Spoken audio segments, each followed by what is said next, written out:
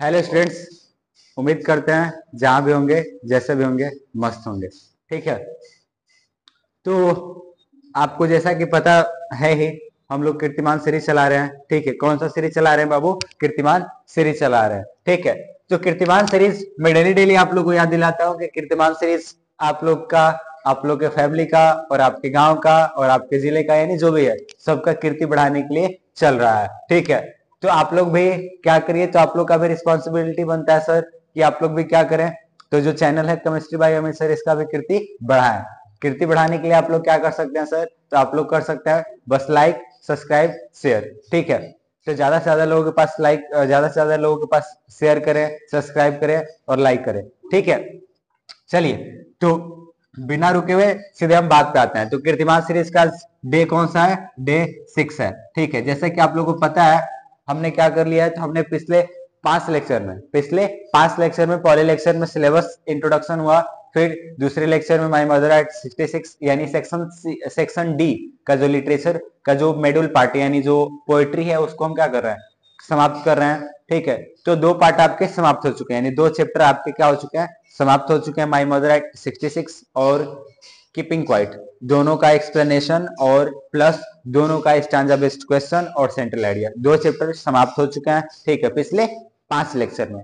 आज हम लोग पढ़ने वाले हैं उसका थर्ड चैप्टर। कौन सा चैप्टर बाबू? उसका थर्ड चैप्टर। ठीक है। तो आज हम लोग सेक्शन डी यानी लिटरेचर मेड्यूल पार्ट पोएट्री का कौन सा chapter? Chapter number third, a think of beauty क्या करने जा रहे हैं? एक्सप्लेन करने जा रहे हैं। और वीडियो के लास्ट तक बने रहिएगा। हो सकता है कि वीडियो लंबा हो लेकिन फायदेमंद होगा, यानी लंबा होगा लेकिन पछतावा नहीं होगा। अगर आप अच्छे से पढ़ेंगे तो उस पर आने वाले सारे के सारे क्वेश्चन आप क्या कर पाएंगे? अटेम्प्ट कर पाएंगे। ठीक है। तो चलिए बाबू, हम लोग बोर्ड पे लिखते हैं कौन सा? तो चैप्टर मस्त एकदम, अ थिंक ऑफ ब्यूटी, एकदम से मजा आ जाने वाला है। कहोगे कि वाह, दिल से निकलेगा वाह। ठीक है। तो चैप्टर का क्या नाम है? अ थिंक ऑफ ब्यूटी। चलिए, तो बोर्ड पे हम देखते हैं बाबू अ थिंक ऑफ ब्यूटी का फुल एक्सप्लेनेशन। ठीक है।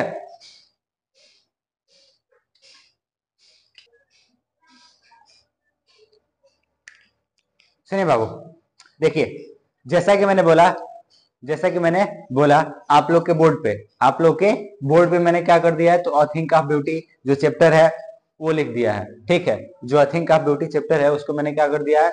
लिख दिया है।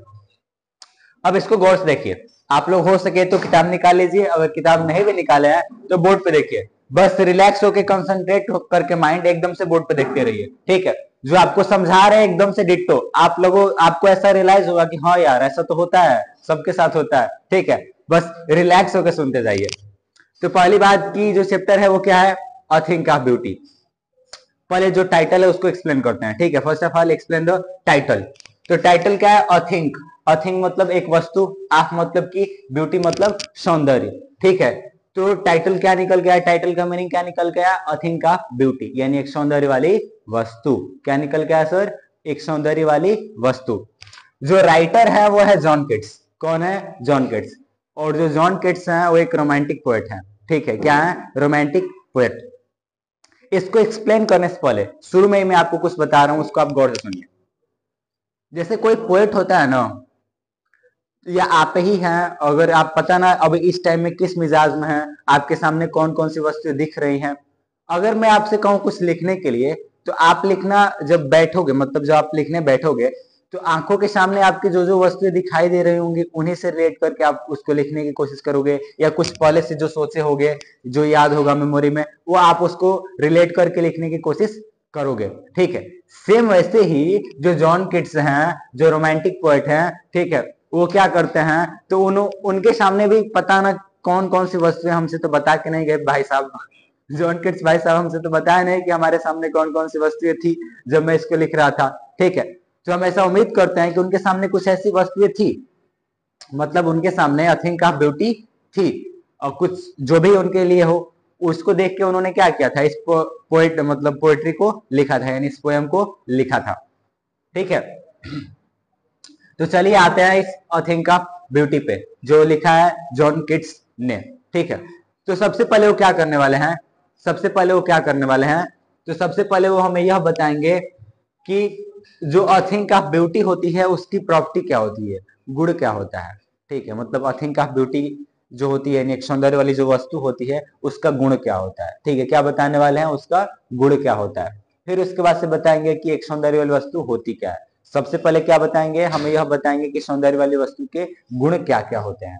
ठीक है, जैसे आपको भी कुछ जानना होता है तो सबसे पहले उसके किसी व्यक्ति का आप गुण जानते हो, फिर उसके बाद देखते हो कि वो कौन सा है या कैसा है। ठीक है, तो सेम वैसे ही जॉन किट्स ने इसमें क्या किया, तो थिंक ऑफ ब्यूटी का सबसे पहले उन्होंने क्या बताया, गुण बताया। फिर उसके बाद से क्या किया, तो उन्होंने यह बताया है, फिर उन्होंने यह बताया है कि वो सौंदर्य वाली वस्तु उनके लिए क्या क्या हो सकती है। ठीक है, तो आपने जो भी कॉन्सेप्ट अपने दिमाग में लगा रखा होगा, एक सौंदर्य वाली वस्तु यानी आपके लिए जो जो भी सौंदर्य वाली वस्तुएं होंगी, जरा मैच करके देखिए कि इनके अनुसार क्या आपका भी तालमेल बनता है, क्या आपके अनुसार जो सौंदर्य वाली वस्तुएं हैं इनके लिए भी वो सौंदर्य वाली वस्तुएं हैं।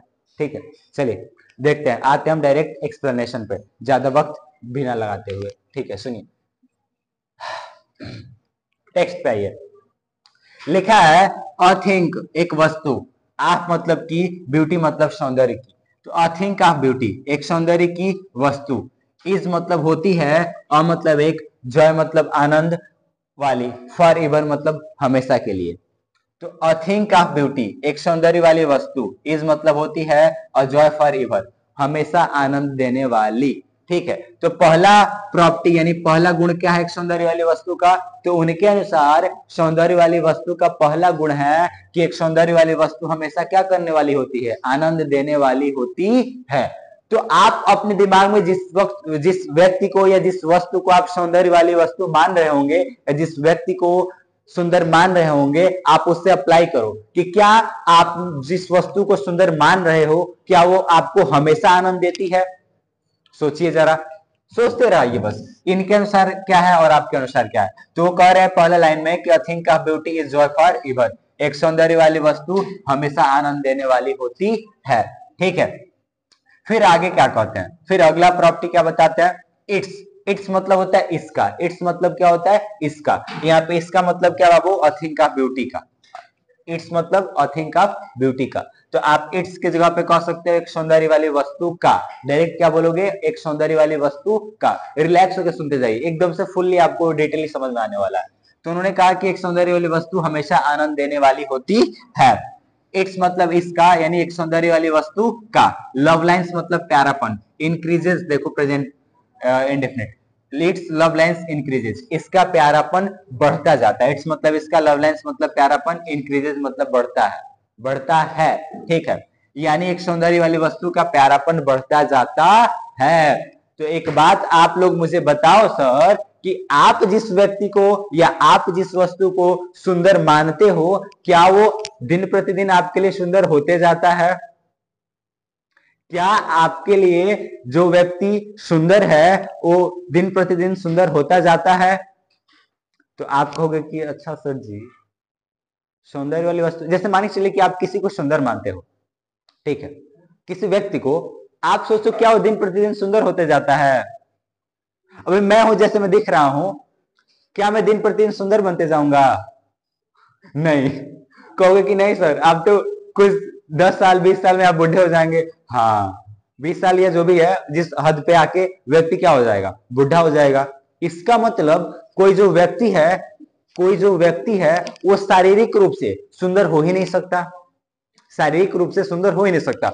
इनके अनुसार, इनके जो उन्होंने दो प्रॉपर्टी बताया उसके अकॉर्डिंग, ठीक है, उन्होंने कहा क्या है कि एक सौंदर्य वाली वस्तु हमेशा आनंद देने वाली होती है, ठीक है, और उन्होंने यह कहा है कि उसका जो प्यारापन है वो क्या होता है, दिन प्रतिदिन बढ़ता जाता है।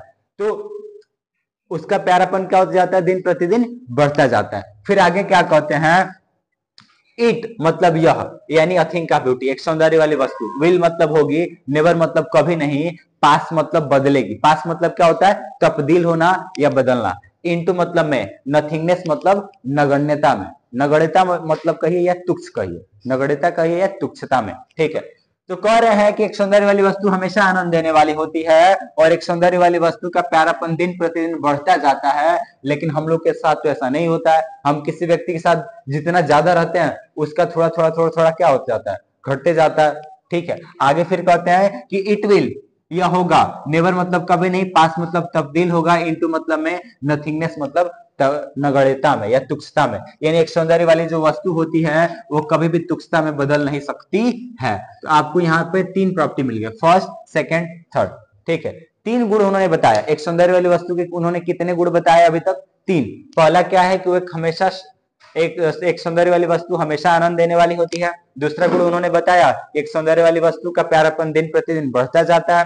तीसरा गुण उन्होंने यह बताया कि एक सौंदर्य वाली वस्तु कभी भी तुच्छ हो ही नहीं सकती। लेकिन हम लोग अगर किसी व्यक्ति को सुंदर माने तो तुच्छ हो जाता है ना, बुढ़ा हो गया, खत्म हो गया, सिकुड़ गया, हमारे लिए वो प्यारा नहीं रह गया, ऐसा होता है ना।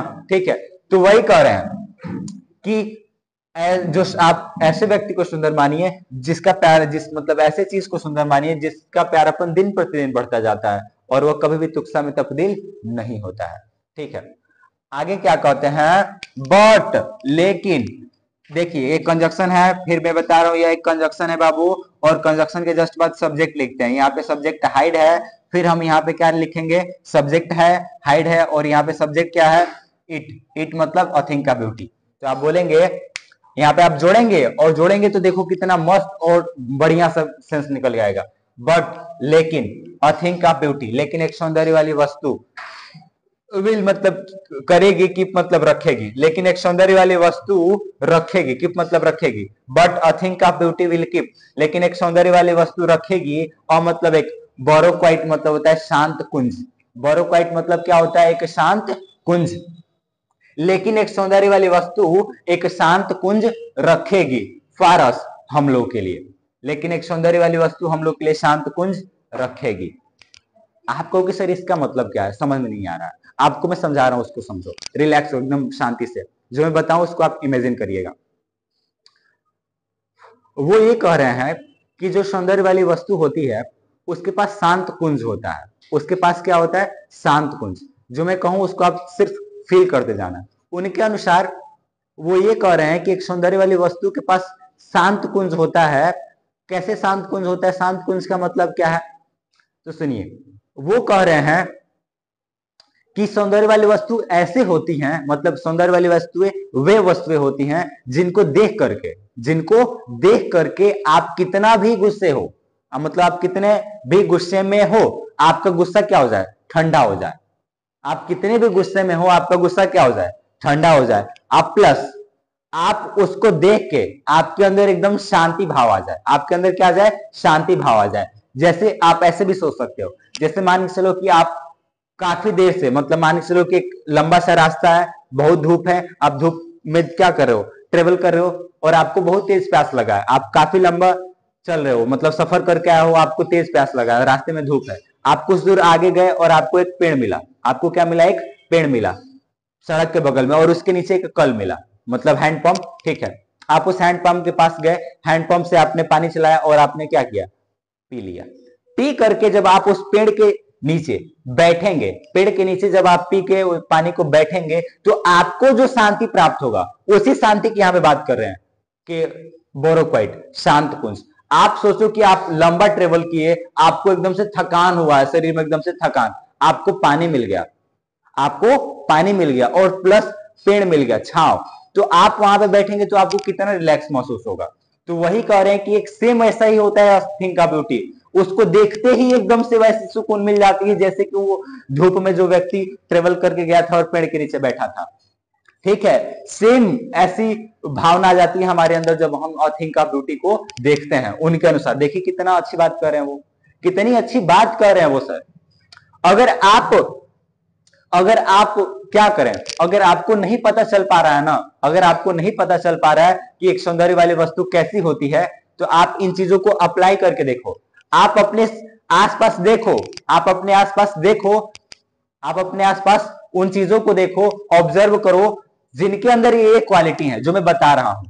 कोई ऐसा व्यक्ति जिसको देख के आपके अंदर क्या हो? हमेशा आनंद मिलता हो, और उससे आपका हमेशा लगाव बढ़ता जाता हो, और वो कभी भी आपके लिए तुच्छ नहीं होता है, और जिसको देख करके आपके अंदर एकदम से प्रफुल्लित हो उठते हैं, आपके अंदर शांति की भावना प्रकट होती है। आप उसके चरण पकड़ लीजिएगा, बोलिएगा कि आप ही हमारे लिए सौंदर्य की वस्तु हैं। ठीक है, तो वही कह रहे हैं, but will keep a bower quiet for us, लेकिन यह हमारे लिए क्या रखेगा? शांत कुंज रखेगा, यह हमारे लिए शांत कुंज प्रदान करेगा। क्लियर? शांत कुंज मतलब समझ में आया होगा। ठीक है, एंड और फिर यहां पे हम जोड़ेंगे and it will keep asleep, ठीक है। और एक सौंदर्य वाली वस्तु विल कीप रखेगी, अस्लीप एक नींद रखेगी या नींद प्रदान करेगी, फुल ऑफ मतलब से भरा हुआ, स्वीट मतलब प्यारे, ड्रीम्स मतलब सपनों से। तो कह रहे हैं कि but it will keep a bower quiet for us, लेकिन एक सौंदर्य वाली वस्तु हम लोग को क्या करेगी, शांत कुंज प्रदान करेगी। और क्या प्रदान करेंगी, एंड मतलब और, अस्लीप और एक नींद प्रदान करेगी, फुल ऑफ मतलब से भरा हुआ, स्वीट मतलब प्यारे, ड्रीम्स मतलब सपनों से। और मीठे सपनों से या प्यारे सपनों से भरा हुआ एक नींद प्रदान करेगी। यानी कवि कह रहे हैं कि सौंदर्य वाली वस्तु हमें क्या देगी, तो हमें एक शांत कुंज प्रदान करेगी और मीठे सपनों से भरा हुआ नींद प्रदान करेगी। यानी जिसके गोद में आप सोए, जिसके गोद में आप सोए तो आपको मीठे मीठे स्वप्न है, क्या है, मीठे मीठे स्वप्न है, ठीक है। यानी कहने का मतलब है कि आप सारे अपने थकान को दूर कर दें, जिसको देख के आपके अंदर के सारे थकान क्या हो जाए, दूर हो जाए, उस स्टेज की बात कर रहे हैं। जैसे कि आप उस पेड़ के नीचे अगर इनके सो गए तो आपको जो वहां पे स्वप्न मिलेगा और जो ठंडक मिलेगी, उसी ठंडक की बात चल रही है यहाँ पे, ठीक है। तो कह रहे हैं कि यह हमारे लिए एक शांत कुंज प्रदान करेगा और मीठे सपनों से भरा हुआ एक नींद प्रदान करेगा, एंड हेल्थ और स्वास्थ्य प्रदान करेगा। और एक सौंदर्य वाली वस्तु क्या प्रदान करेगी, और हमें क्या प्रदान करेगी, हेल्थ स्वास्थ्य प्रदान करेगी, एंड और क्वाइट मतलब निश्चल, ब्रीदिंग मतलब श्वास, सुकून कह सकते हो या निश्चल कह सकते हो, ब्रीदिंग मतलब क्या होता है, श्वास, और सुकून की सांस प्रदान करेगी या निश्चल श्वास प्रदान करेगी। यानी नहीं कहते हैं अब चैन की सांस लिए है, उस एक्सप्रेशन की बात यहां पे चल रही है कि जब आप देखें उसको तो आपके अंदर से सारी निगेटिविटी चली जाए, सारी निगेटिविटी क्या हो जाए, चली जाए, और आप देख के कहो कि आह, सारे थकान दूर हो गए आपको देख के।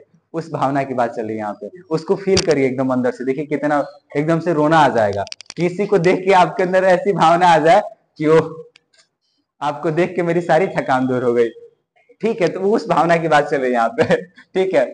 तो कह रहे हैं कि एक सौंदर्य वाली वस्तु हमें शांत कुंज प्रदान करेगी, मीठे सपनों से भरा हुआ नींद प्रदान करेगी, स्वास्थ्य प्रदान करेगी, और क्या करेगी, तो और सुकून की सांस प्रदान करेगी। आप सर हमें बताइए अब आपको जीवन में चाहिए क्या।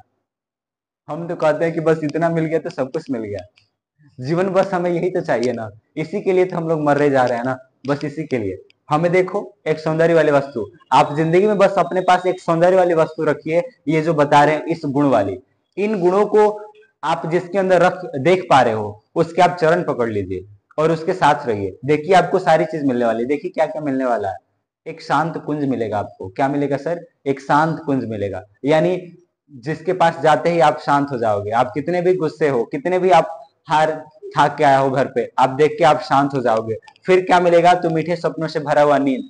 आज के टाइम में नींद ही तो नहीं है, लोग बोलते हैं ना नींद हराम हो गया हमारा, और आप ये बता रहे हैं कि अगर एक सौंदर्य वाली वस्तु अगर आपके पास है तो आपको मीठे सपनों से भरा हुआ एक नींद प्रदान होगा। फिर वो कह रहे हैं कि हेल्थ स्वास्थ्य भी प्रदान करेगी वो, आप उसके पास रहोगे तो आपको सारे दुखों से आप क्या रहोगे, दूर रहोगे, सारे दुखों से क्या रहोगे, दूर रहोगे, ठीक है।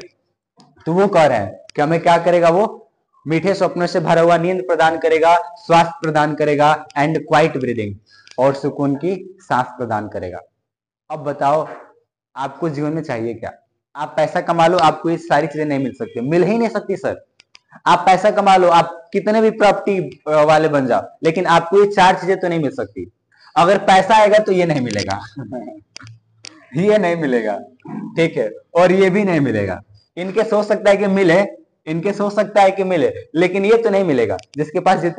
जिसके पास पैसा होता है ना, उसके पास सुकून की सांस मतलब क्या बोलते हैं, सुकून की सांस नहीं ले पाता है और ना ही अच्छे से नींद ले पाता है, उसके पास परेशानी चिंता रहती है, ठीक है। लेकिन वो कह रहे हैं कि एक सौंदर्य वाली वस्तु के पास ये चारों की चारों प्रॉपर्टी है। अगर आपसे प्रश्न पूछे कि एक सौंदर्य वाली वस्तु हमें देती क्या है, तो चीख चीख के कहोगे एक सौंदर्य वाली वस्तु हमें शांत कुंज देती है, मीठे सपनों से भरा हुआ नींद प्रदान करती है, स्वास्थ्य प्रदान करती है और सुकून की सांस प्रदान करती है। तो अगर आप ये चारों के चारों क्वालिटी जिसके अंदर देख रहे हो, चारों के चारों क्वालिटी आप जिसके अंदर देख रहे हो, आप उसको एक सौंदर्य वाली वस्तु मान सकते हो सर, आप उसको एक सौंदर्य वाली वस्तु मान सकते हो। चलिए, तो आपको तो ये तो पता चल गया कि भाई ये चार चीजें मिलेंगी तो मिलेंगी कहां पे? एक सौंदर्य वाली वस्तु के पास। किसके पास? एक सौंदर्य वाली वस्तु के पास। ठीक है, अब जिंदगी में आपको क्या चाहिए सर? तो कहोगे कि सर कुछ नहीं चाहिए। ठीक है, आगे देखिए वो क्या कहते हैं। अब उनका ये कॉन्सेप्ट है, उनका कॉन्सेप्ट क्या है? आगे कहते हैं कि देयर फॉर, इसीलिए, देयर फॉर इसीलिए, आन मतलब पर, एवरी मतलब प्रत्येक, मोरो मतलब होता है आने वाला कल, प्रत्येक आने वाला कल। टुमारो मतलब देखो, टुमारो मतलब क्या होता है? तो टुडे अब प्लस मोरो, टुडे मतलब आज, अब मोरो मतलब कल, यानी टुमारो का मतलब कि आज के बाद से जो कल आने वाला है उसको हम क्या बोलते हैं? टुमारो बोलते हैं। लेकिन मोरो मतलब आने वाला प्रत्येक कल, आने वाला। हाँ, तो क्या बता रहे थे बाबू कि इसीलिए, देयर फॉर मतलब इसीलिए, आन मतलब पर, एवरी मतलब प्रत्येक, मोरो मतलब आने वाला कल, इसीलिए प्रत्येक आने वाले कल पर, इसीलिए प्रत्येक आने वाले कल पर आर वी वेदरिंग, यानी वी आर वेदरिंग। ठीक है, वी मतलब हम लोग, आर मतलब रहे हैं, वेदरिंग मतलब गूंथ रहे हैं। इसीलिए, देयर फॉर मतलब इसीलिए, इसीलिए अब देखो कामा लगा है, दो कामा। मैंने पढ़ाया आपको कि अगर केस इन अपोजिशन का यूज हुआ है तो आप एक को क्या कर सकते हो? इलिमिनेट करके इसको और इसको क्या कर सकते हो? जोड़ सकते हो। यही हम लोग पढ़ के आए हैं, यही हम लोग सिंथेसिस में पढ़ते हैं। ठीक है, कि केस इन अपोजिशन हो तो हम बीच वाले को हटा के फर्स्ट वाले को थर्ड वाले से या लास्ट वाले से जोड़ सकते हैं। हम इसको क्या करना है? इससे जोड़ रहे हैं। तो देयर फॉर इसीलिए, आर वी रहे हैं हम लोग, वेदरिंग मतलब गूंथ रहे हैं, इसीलिए हम लोग क्या कर रहे हैं? गूंथ रहे हैं। अब कहोगे सर ये कैसा सेंस चल रहा है? अभी देखो, अभी समझ में आएगा, एकदम रिलैक्स होकर सुनते जाओ। यहां तक समझ में आया कि हाँ, हमें चार चीजें वो प्रदान करता है। ठीक है, और एक चीज अभी फिर से मैं दोहरा रहा हूं। अब ऐसा वो मान के चल रहे हैं कि चार चीजें मिल गई हैं और ये चार चीजें हम सब लोग के लिए जरूरी होती हैं। ये जो चार चीजें हैं उनके लिए, वो चारों की चारों चीजें हम सब लोग के लिए क्या होती है? जरूरी होती हैं। इसीलिए वो बता रहे हैं कि इसीलिए, देयर फॉर इसीलिए, वी आर वेदरिंग, हम लोग क्या कर रहे हैं? गूंथ रहे हैं। गूंथना मतलब समझते हो? जोड़ना। ठीक है, इसीलिए हम लोग क्या कर रहे हैं? गूंथ रहे हैं। अ मतलब एक, फ्लोरी मतलब फूलों का, बांड मतलब माला। इसीलिए हम लोग क्या कर रहे हैं? तो एक फूलों की माला गूंथ रहे हैं। यहाँ पे अब फ्लोरी बॉन्ड का मतलब है, अब फूलों, अब फ्लोरी बॉन्ड का मतलब है फूलों की माला। और तो ये है कि फ्लोरी बॉन्ड मतलब फूलों की माला, लेकिन हम यहाँ पे इसका अर्थ फूलों की माला से नहीं निकालेंगे। हम यहाँ पे इसका अर्थ निकालेंगे अ थिंक ऑफ ब्यूटी से। इसीलिए, इसीलिए, देयरफॉर इसीलिए, वी आर वेदरिंग, हम लोग गूंथ रहे हैं अ थिंक ऑफ ब्यूटी, यानी हम लोग इसीलिए क्या कर रहे हैं? तो एक सुंदर सुंदर मतलब एक सुंदर सुंदर वस्तुओं की माला क्या कर रहे हैं? गूंथ रहे हैं। इसका अर्थ मैं आपको समझा रहा हूं, पहले जो लिखा है उसको आप ध्यान से सुनिए। इसीलिए हम लोग गूंथ रहे हैं अ फ्लोरी बॉन्ड, एक फूलों की माला। इसीलिए हम लोग एक फूलों की माला गूंथ रहे हैं। टू बाइंड मतलब जोड़ने के लिए, अस मतलब खुद को, टू मतलब से, द अर्थ मतलब दिस अर्थ यानी इस धरती से। इसीलिए, इसीलिए हम लोग एक फूलों की माला गूंथ रहे हैं, टू बाइंड अस, खुद को जोड़े रखने के लिए, टू द अर्थ मतलब धरती से। इसीलिए हम लोग क्या कर रहे हैं? तो एक फूलों की माला गूंथ रहे हैं, खुद को धरती से जोड़े रखने के लिए। ठीक है, अब इसको जरा हम एक समझाते हैं आपको कि ये कहना क्या चाहते हैं। वो ये समझाना चाहते हैं बाबू हमें कि यहाँ पे तो पहली बात कि यहाँ पे फ्लोरी बॉन्ड का मतलब है अ थिंक ऑफ ब्यूटी से, सुंदर सुंदर वस्तुओं का। ठीक है, आप कह सकते हो collection of things of beauties.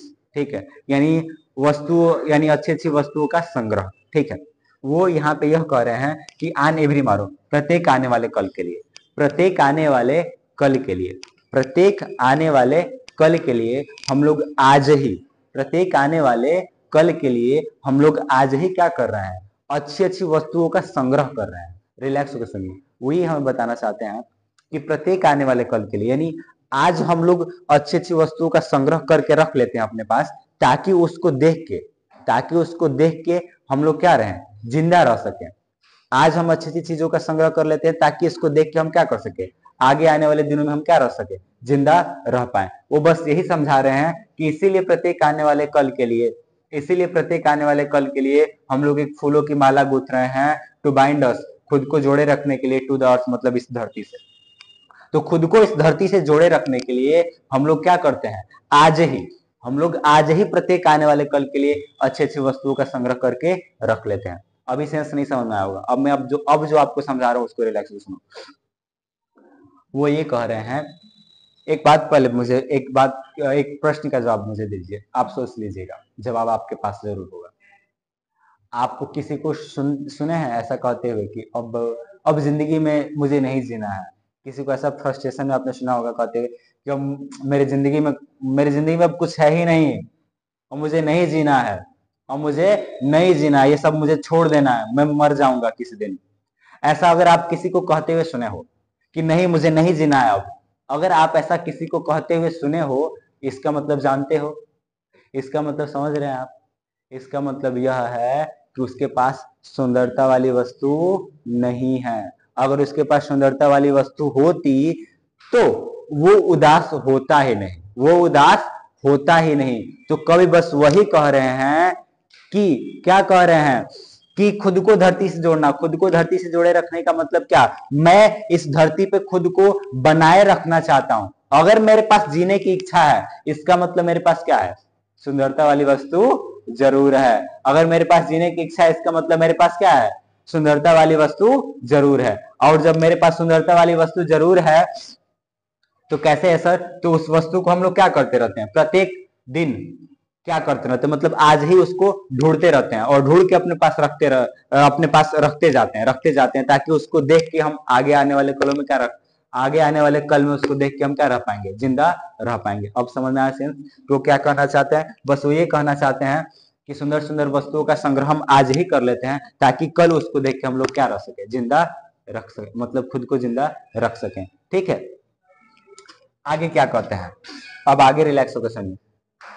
आगे कहते हैं कि स्पाइट मतलब होता है के बावजूद, स्पाइट ऑफ मतलब के बावजूद, डिस्पोंडेंस मतलब निराशा के बावजूद। इन स्पाइट ऑफ डिस्पोंडेंस, निराशा के बावजूद। अब देखो आपने ऊपर लिखा है कि हम लोग क्या कर रहे हैं, मतलब आप देखो, आप ऊपर लिखा है कि हम लोग एक फूलों की माला गूंथ रहे हैं, यानी हम एक अच्छी अच्छी चीजों का संग्रह कर रहे हैं, यानी अथिंग का ब्यूटी का क्या कर रहे हैं? कलेक्शन कर रहे हैं, यानी सुंदर सुंदर वस्तुओं का कलेक्शन कर रहे हैं। किन किन हालातों में कर रहे हैं? किन किन हालातों में हम अच्छी अच्छी वस्तुओं का संग्रह कर रहे हैं वो देखिए। वो बताते हैं spite of despondence, spite of मतलब के बावजूद, डिस्पोंडेंस मतलब निराशा के बावजूद। वो कह रहे हैं कि निराशा के बावजूद भी हम लोग क्या कर रहे हैं? निराशा के बावजूद भी हम लोग क्या कर रहे हैं? तो उसका यानी अथिंग ऑफ ब्यूटी का संग्रह कर रहे हैं, यानी अच्छी अच्छी चीजों को हम क्या कर रहे हैं? अपने पास जोड़ रहे हैं। यानी भले ही मेरे पास निराशा हो, भले, एक बात बताइए, आप निराश हो घर पे, आप घर पे निराश हो, उदास हो, लेकिन अगर आप बताओ आपको अगर प्रेम है लैम्बोर्गिनी से, आपको प्रेम है, बहुत पसंद है लैम्बोर्गिनी, अगर आपके पिताजी, आप खूब उदास बैठे हो एकदम से खूब, और आपके पिताजी आपको लैम्बोर्गिनी की चाबी ला के देंगे, आप क्या कहोगे? छोड़ दोगे? नहीं छोड़ोगे ना? तो वही कह रहे हैं कि हम उदास होने के बावजूद भी क्या करते हैं? अच्छी अच्छी चीजों का संग्रह करते रहते हैं, यानी उसको गूंथते रहते हैं, यानी कलेक्ट करते रहते हैं।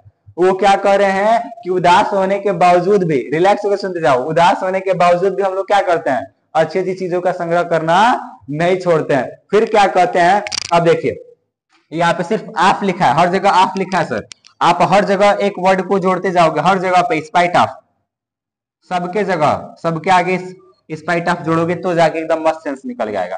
देखो, तो आपने कहा कि निराशा के बावजूद हम लोग क्या करते हैं? अच्छी अच्छी चीजों का संग्रह करते रहते हैं। ठीक है, स्पाइट ऑफ मतलब के बावजूद, द इनह्यूमन यानी अमानवीय, डेट्स मतलब कमी, डेट्स मतलब क्या होता है? कमी, यानी अमानवीय गुणों के कमी के बावजूद, इनह्यूमन डेट्स मतलब अमानवीय गुणों के कमी के बावजूद, अमानवीय गुणों के कमी के बावजूद। कब ये कह रहे हैं कि हमारे पास भले ही मानवीय गुण ना हो, भले ही मेरे पास मानवीय गुण ना हो, किसी के पास भले ही मानवीय गुण ना हो, यानी उसके अंदर दया ना हो और क्रूरता से वो भरा पड़ा हो, लेकिन फिर भी अगर उसको जिस वस्तु से प्रेम रहता है उसका वो संग्रह करता है। यानी वो कह रहे हैं कि गंदा हो या अच्छा हो, प्रत्येक व्यक्ति क्या करता है? अच्छी अच्छी वस्तुओं का संग्रह, यानी अपने अनुसार। अगर कोई ड्रिंकर है तो आज ही कलेक्ट करके रख लेता है। ठीक है, तो वो ही कह रहे हैं कि भले ही हमारे पास मानवीय गुण ना हो, लेकिन हम क्या करते हैं? अच्छी अच्छी चीजों का संग्रह करते रहते हैं। भले ही निराशा के बावजूद हम लोग अच्छी वस्तुओं का संग्रह करते हैं, और अमानवीय गुणों के कमी के बावजूद, अमानवीय गुण, इनह्यूमन डेट्स मतलब अमानवीय गुणों के कमी के बावजूद, स्पाइट ऑफ, मैंने बोला कि स्पाइट ऑफ जोड़ना, के बावजूद, द इनह्यूमन डेट्स मतलब अमानवीय गुणों की कमी के बावजूद। तो अमानवीय गुणों की कमी के बावजूद, निराशा के बावजूद भी हम लोग क्या करते हैं, अच्छी अच्छी चीजों का संग्रह करते रहते हैं। फिर क्या कहते हैं आप, spite of Nobel nature, spite of मतलब के बावजूद, नोबेल मतलब उत्तम, नेचर्स मतलब स्वभाव, और उत्तम स्वभाव के बावजूद भी, यानी वो ये कह रहे हैं कि भले ही मेरे पास मानवीय गुण ना हो, यानी हो सकता है कि कोई बकलोल हो, मानवीय गुण उसके अंदर ना हो, फिर वो अच्छी वस्तु का संग्रह हो सकता है कि उसके पास मानवीय गुण ना हो, तो वो अच्छी चीजों का संग्रह कर रहा है। लेकिन वो ये आगे यह भी कह रहे हैं कि अगर आपके पास उत्तम गुण है ना, अगर आपके पास उत्तम गुण है, आपके पास उत्तम विचार है, आपका उत्तम स्वभाव है, फिर भी आप क्या करते हो, अच्छी अच्छी वस्तुओं का संग्रह करते हो। यानी वो ये कह रहे हैं कि आप बुरे हो या अच्छे हो, आप बुरे हो या अच्छे हो, फिर भी आप उसके बावजूद भी क्या करते हो, अच्छी अच्छी वस्तुओं का संग्रह करते हो। तो वही कह रहे हैं स्पाइट ऑफ नोबेल नेचर, उत्तम स्वभाव के बावजूद भी हम लोग क्या करते हैं, अच्छी अच्छी वस्तुओं का संग्रह करते हैं। फिर आगे कहते हैं स्पाइट ऑफ मतलब के बावजूद, ग्लूमी मतलब होता है निराशापूर्ण, अडेज मतलब दिनों, और निराशापूर्ण दिनों के बावजूद भी, निराशापूर्ण दिनों के बावजूद भी हम लोग अच्छी अच्छी चीजों का क्या करते हैं, संग्रह करते रहते हैं। निराशापूर्ण दिन का मतलब जैसे जैसे मान के चलिए कि कुछ घर पे या कहीं पे मान के चलिए कि कुछ ऐसा इंसिडेंट हो गया कि सब लोग मतलब उदास हैं, रो रहे हैं, ठीक है, या मान के चलिए कि कुछ हो ही गया है, उदासीपूर्ण दिन चल रहा है, ठीक है, उस दिन में भी अगर आपको अच्छी वस्तुएं दिख जाती हैं तो आप उसका संग्रह करना नहीं छोड़ते हो। वो ये कह रहे हैं कि आपके पास भले ही कितनी उदासी हो, लेकिन फिर भी अगर आपको अच्छी वस्तुएं दिख जाती हैं तो आप उसका संग्रह नहीं छोड़ते हो सकता है कि आप पल भर के लिए इग्नोर करें, लेकिन फिर उसको आप दिमाग वहां पे जाएगा और आप उसको पकड़ के लेके आओगे, ऐसा होता है, ठीक है। तो वो कह रहे हैं कि निराशा हो या मानवीय गुण ना हो या उत्तम गुण हो, गुण हो या ना हो या ना हो के बावजूद, यानी दोनों स्थितियों में आप निराश हो या आपके पास मानवीय गुण ना हो या आपके पास मानवीय गुण हो यानी उत्तम विचार हो या आपके पास निराशा हो, आप इन चारों हालातों में अच्छी अच्छी चीजों का संग्रह करना छोड़ते नहीं हो, आप इन चारों हालातों में अच्छी अच्छी वस्तुओं का संग्रह करते हो। फिर आगे कहते हैं स्पाइट ऑफ, फिर यहाँ पे हम एस जोड़ेंगे, स्पाइट ऑफ मतलब के बावजूद, आल मतलब संपूर्ण, द अनहेल्दी मतलब अस्वास्थ्य, और संपूर्ण अस्वास्थ्य के बावजूद भी आप अच्छी अच्छी चीजों का संग्रह नहीं छोड़ते हो। यानी वो ये कह रहे हैं कि आप बेड पे लेटे हो, आप बेड पे लेटे हो और आपको पसंद है, जैसे मान के चलिए कि आप बेड पे लेटे हो, आपको पसंद है केक, पेस्ट्री पसंद है, क्या पसंद है, पेस्ट्री। अब एक बार बताओ, आपको पेस्ट्री खूब अच्छा लगता है, आप बेड पे लेटे हो, स्वास्थ्य खराब है, पेस्ट्री दिखेगा तो क्या मन के अंदर भाव नहीं आएगा कि पेस्ट्री खाएं, आएगा, लाजमी सी बात है। हाँ, अगर आप उसको अजीज, बहुत अजीज मानते हो सकता है आपको कुछ और पसंद हो, तो मिलेगा, तो संपूर्ण अस्वास्थ्य यानी तबियत खराब होने के बावजूद भी अगर मिल रहा है ना तो हम उसको छोड़ेंगे नहीं, उसको छोड़ेंगे नहीं। तो वही यही कह रहे हैं कि स्पाइट ऑफ ऑल अनहेल्दी, संपूर्ण अस्वास्थ्य के बावजूद। एंड और देखो ये लिखा है ओवर, ये ओवर है, इसको क्या पढ़ोगे सर, ओवर, क्या लिखा है ये, ओवर, लोग पता ना इसको क्या क्या पढ़ते हैं, ठीक है, इसको क्या बोलेंगे, ओवर।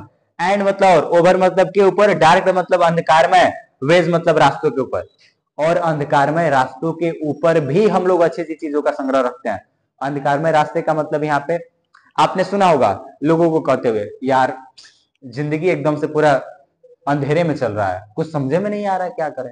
अब एक बात बताओ, ऐसा अगर कोई कह रहा है, अगर उसको जो वस्तु पसंद है उसको ले जाके देंगे तो क्या कहेगा कि नहीं लेंगे, वो तो पहले छीन लेगा, लाओ हमको दो, कहेगा ना। तो वही वो कह रहा है कि अस्वास्थ्य हो, भले ही आपका तबीयत पूरा खराब हो या आप अंधकार में रास्तों के ऊपर हो, अंधकार में रास्ते का मतलब आप निराशा यानी आपको कुछ समझ में नहीं आ रहा है, फिर भी अगर वैसे हालात में भी हो तो आप क्या करोगे, अच्छी अच्छी वस्तुओं का संग्रह नहीं छोड़ोगे।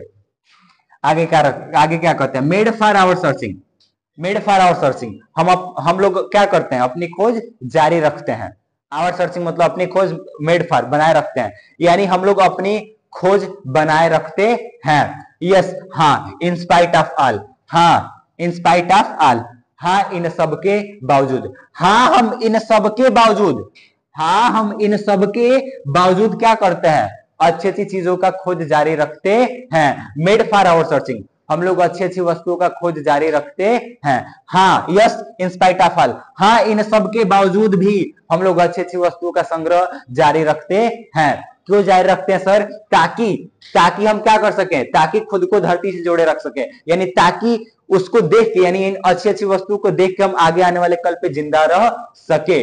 प्रश्न का समझ में आया उत्तर? प्रश्न यही था। प्रश्न यहाँ पे एक चल रहा था कि हम लोग अच्छी अच्छी वस्तुओं का संग्रह क्यों करते हैं? तो अच्छी अच्छी वस्तुओं का संग्रह करते हैं ताकि हम उसको देख के आगे आने वाले कलों में क्या रह सकें, जिंदा रह सकें। क्या रह सके? जिंदा रह सके। तो वही कह रहे हैं, फिर से एक बात सुन लीजिए कि देयरफॉर, इसीलिए, यानी ये इतनी अच्छी अच्छी वस्तुएं वो अगर देता है, इसीलिए प्रत्येक आने वाले कल के लिए हम लोग गूंथ रहे हैं अ फ्लोरी बॉन्ड, एक फूलों की माला, to bind us to the earth, खुद को धरती से जोड़े रखने के लिए।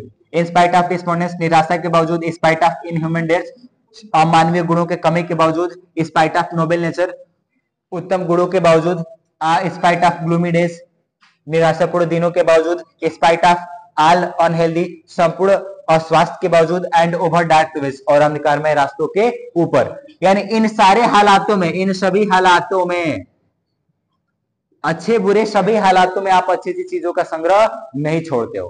क्यों?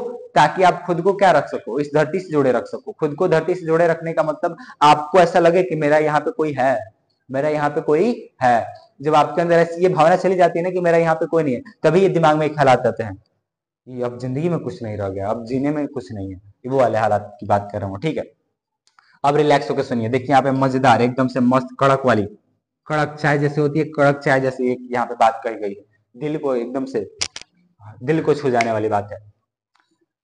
सम, कुछ, शेप मतलब आकृति, आप मतलब की, ब्यूटी मतलब सौंदर्य की, सम शेप ऑफ ब्यूटी, कुछ सौंदर्य वाली आकृतियां, कुछ सौंदर्य वाली आकृतियां। मूव्स मतलब हटा देती हैं, अवे मतलब दूर, मूव्स मतलब हटाना, अवे मतलब दूर। कुछ सौंदर्य वाली वस्तुओं की आकृतियां, सम शेप ऑफ ब्यूटी, यानी कुछ सौंदर्य की आकृतियां, मूव्स मतलब हटा देती हैं, अवे मतलब दूर, द पाल मतलब पर्दा को, फ्राम मतलब से, आवर मतलब हमारे, डार्क मतलब अंधकार मय, डार्क मतलब अंधकार अंधेरे, स्पिरिट मतलब आत्मा या मन। तो कुछ सौंदर्य वाले वस्तुओं की आकृतियां हम लोगों के अंधकारमय मन या हमारे गंदे मन के ऊपर से पर्दा क्या कर देती है, हटा देती है। Moves away the pall from our dark spirit. Some shape of beauty, कुछ सौंदर्य वाली वस्तुओं की आकृतियां मूव्स अवे, दूर हटा देती हैं, द पाल मतलब पर्दे को, फ्रॉम मतलब से, और डार्क स्पिरिट मतलब हमारे अंधकार में आत्मा के ऊपर से या मन के ऊपर से। आपने ऐसा सुना होगा कि उनके जीवन में, उनके, वो जब से मेरे जीवन में आई हैं, या वो जब से मेरे जीवन में आए हैं, ऐसा आपने सुना होगा कि वो जब से मेरे जीवन में आए हैं, तब से मेरा मन का मैल धुल गया यार, मेरे अंदर से सारी निगेटिविटी चली गई, मैं एकदम से अब सिंपल हूँ, और मेरे अंदर ऐसी कोई गलत भावना है ही नहीं। उनकी जिंदगी में आ जाने से मेरे सारे मैल क्या हो गया, धुल गया। ऐसा सुना है ना कहते हुए, बस वही बात कर रहे हैं, जैसे हम लोग गंगा जी में नहा के मैल धोते हैं, ठीक है, वही कह रहे हैं कि समसे पास ब्यूटी, कुछ सौंदर्य वाली वस्तुओं की आकृतियां क्या कर देती हैं, हमारा जो गंदा या जो हमारा जो मैला जो मन है, उसके ऊपर से पर्दे को क्या कर देती है, हटा देती है। यानी सौंदर्य वाली वस्तु अगर आपके जिंदगी में आएंगे ना, तो आपके अंदर से सारी निगेटिविटी चली जाएगी, आपके अंदर से सारी निगेटिविटी चली जाएगी, आप उसको पॉजिटिव लोगे, ठीक है। और आपके अंदर से जो भी गलत भावना है, कल छल जो भी है, वो सारे भावनाएं आपके अंदर से क्या हो जाएंगी, चली जाएंगी, ठीक है। तो वही कह रहे हैं कि एक कुछ सौंदर्य वाली वस्तु की आकृति हम लोग क्या, काले मैले जो भी कहे, मन या आत्मा उसके ऊपर से क्या कर देती है, पर्दा हटा देती है, ठीक है। तो एक बार इसको देख लीजिए बाबू फास्ट।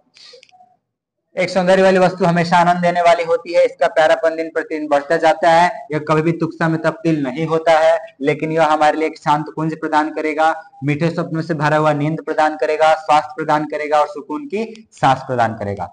इतनी अच्छी अच्छी चीजों को प्रदान करता है, इसीलिए प्रत्येक आने वाले कल पे, इसीलिए प्रत्येक आने वाले कल के लिए हम लोग इन अच्छी अच्छी चीजों का संग्रह करते हैं, ताकि खुद को धरती से जोड़े रख सकें। हम अच्छी अच्छी चीजों का संग्रह प्रत्येक हालातों में करते हैं, जैसे कि निराशा हो या मानवीय गुण ना हो या मानवीय गुण हो, यानी उत्तम गुण हो, या निराशापूर्ण दिन गुजर रहे हो हमारे, या हमारा स्वास्थ्य खराब हो, या हम अंधकारमय रास्ते के ऊपर हैं, इन सारे हालातों में हम अच्छी अच्छी चीजों का संग्रह करना नहीं छोड़ते हैं। ठीक है। और जो कुछ सौंदर्य वाली वस्तुओं की जो आकृतियां होती हैं हम लोग के आत्मा के ऊपर से क्या कर देती हैं, पर्दा हटा देती हैं।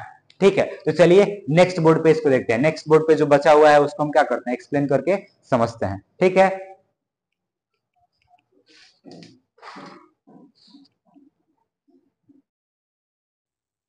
हाँ तो चलिए बाबू देखिए, हमने आपको बताया मतलब जो जॉन किट्स हैं वो क्या करते हैं। तो जॉन किट्स ने क्या किया, तो जॉन किट्स ने अभी तक क्या किया था बाबू, तो अभी तक उन्होंने प्रॉपर्टी बताया था। क्या बताया था, गुण। ठीक है, कि जो अ थिंग का ब्यूटी यानी एक सौंदर्य वाली जो वस्तु होती है उसके पास कौन कौन से गुण होते हैं। ठीक है, तो वो जो गुण उन्होंने बताया है उन गुणों को ध्यान रखते हुए, उन गुणों को ध्यान रखते हुए अब उन्होंने तो गुण बता दिया, हम सबके अंदर प्रश्न उठ रहा होगा कि सर जी ये जो ये गुण बता रहे हैं, इन गुणों को रखे हुए ऐसी कौन कौन सी वस्तुएं हैं, ऐसी कौन कौन सी वस्तुएं हैं जिनके पास ये सारे गुण हैं।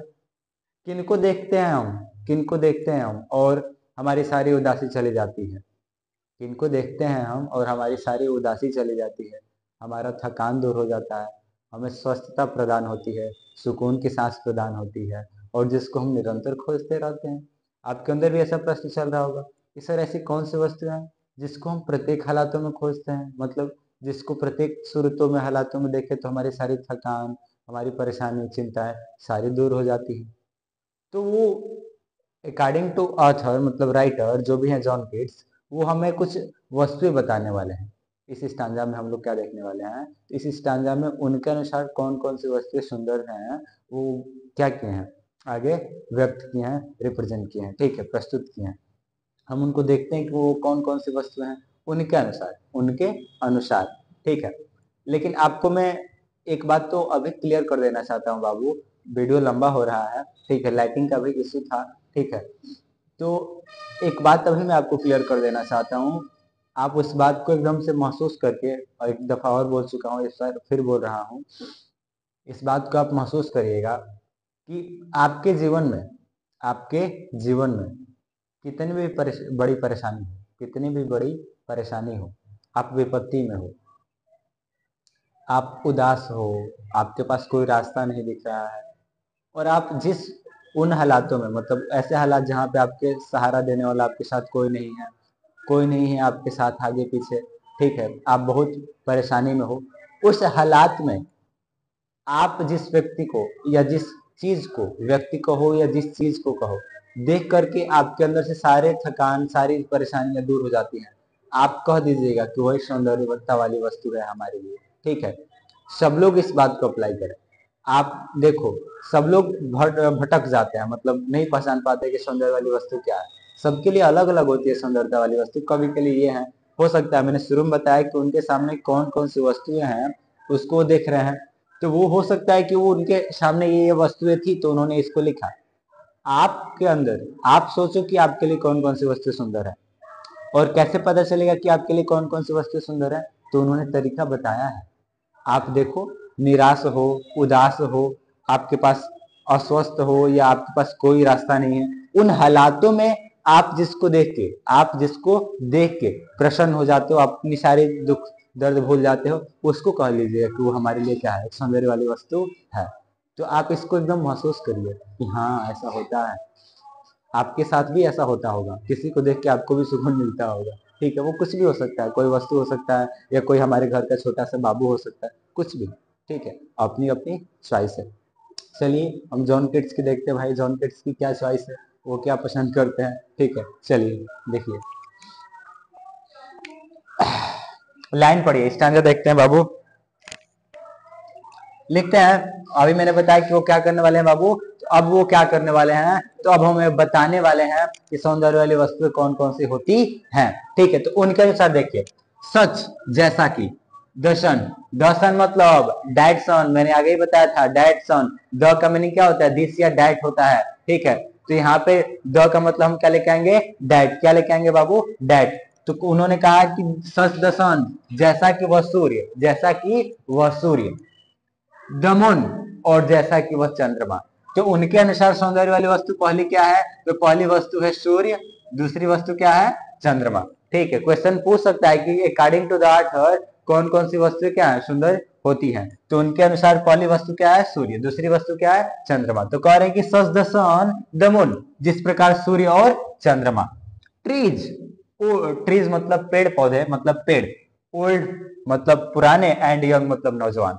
And trees old and young, और नौजवान पेड़ पौधे, और नौजवान पेड़ पौधे। तो तीसरी वस्तु उनके लिए क्या है, सौंदर्य की। तो पहला है सूर्य, दूसरा है चंद्रमा, और तीसरी क्या है, पेड़ पौधे, नए या पुराने दोनों, नए या पुराने दोनों। जो लिखा है पहले उसको हम पढ़ते हैं। तो कहते हैं such the sun, such the moon, such the trees, such the trees old and young, जिस प्रकार सूर्य चंद्रमा नए पेड़ पुराने पौधे। स्प्राउटिंग, स्प्राउटिंग मतलब होता है प्रदान करते हुए, स्प्राउटिंग मतलब प्रदान करते हुए। और मतलब एक, साइडी मतलब होता है छायादार, बून मतलब वरदान, बून मतलब क्या होता है बाबू, वरदान। तो प्रदान करते हुए, स्प्राउटिंग मतलब प्रदान करते हुए, और सैडी बून मतलब छायादार वरदान। तो छायादार वरदान प्रदान करते हुए सूर्य चंद्रमा और नए पेड़ पुराने पौधे क्या होते हैं, एक सौंदर्य वाली वस्तु होते हैं। तो ऐसा भी कह सकते हैं कि सूर्य चंद्रमा नए पेड़ पुराने पौधे, स्प्राउटिंग मतलब प्रदान कर रहे हैं, प्रदान करने वाली या प्रदान कर रहे हैं, और साइडी बुन मतलब एक छायादार वरदान। फार मतलब लिए, सिंपल मतलब साधारण, सिप मतलब भेड़ों के लिए। ठीक है, सिप मतलब भेड़। ठीक है, जो लिखा है पहले हम उसको क्लियर करते हैं। तो वो कह रहे हैं कि जिस प्रकार सूर्य चंद्रमा नए पेड़ पुराने पौधे, स्प्राउटिंग साइड बोन, छायादार वरदान प्रदान कर रहे हैं, फॉर सिंपल सिप, साधारण भेड़ों के लिए। तो आप ऐसे कह सकते हो कि सूर्य चंद्रमा और नए पेड़ पुराने पौधे जो क्या करते हैं, साधारण भेड़ों को छाया प्रदान करते हैं। ये सब सब क्या है, मतलब ये सारे के सारे तीनों के तीनों क्या है, एक सौंदर्य वाली वस्तु होती है, ऐसे कह सकते हैं। लेकिन यहाँ पे आप सेंस देखिए, भाव देखिए, यहाँ पे आप भाव देखिए क्या कह रहे हो। आपको याद है उन्होंने क्या कहा था कि एक सौंदर्य वाली वस्तु क्या रखती है, मतलब हमें एक शांत कुंज प्रदान करेगी, सुकून की सांस प्रदान करेगी, मीठे सपनों से भरा हुआ नींद प्रदान करेगी, स्वास्थ्य प्रदान करेगी। हाँ, आप इसको अप्लाई करो जरा। हम सबको सूर्य क्या देते हैं, स्वास्थ्य देते हैं, विटामिन डी।